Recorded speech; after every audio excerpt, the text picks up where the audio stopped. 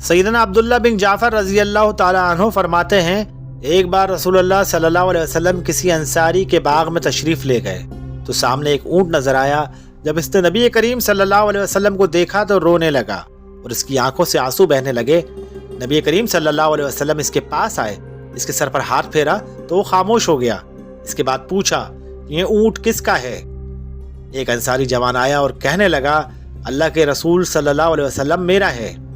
आप सल्लल्लाहु अलैहि वसल्लम ने फरमाया, क्या तुम इन जानवरों के सिलसिले में जिनका अल्लाह ने तुम्हें मालिक बनाया है अल्लाह से नहीं डरते? इस ऊंट ने मुझसे शिकायत की है कि तू इसे भूखा मारता और थकाता है।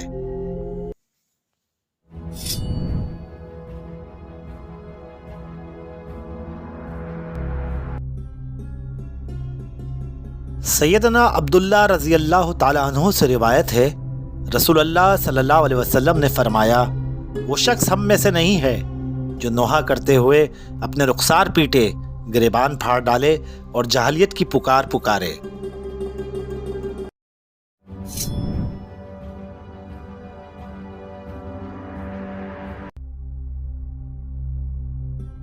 सैयदना जुबैर रजी अल्लाह ताला अन्हु फरमाते हैं, नबी करीम सल्लल्लाहु अलैहि वसल्लम के ज़माने में चांद फटकर दो टुकड़े हो गया, एक टुकड़ा इस पहाड़ पर और एक टुकड़ा उस पहाड़ पर।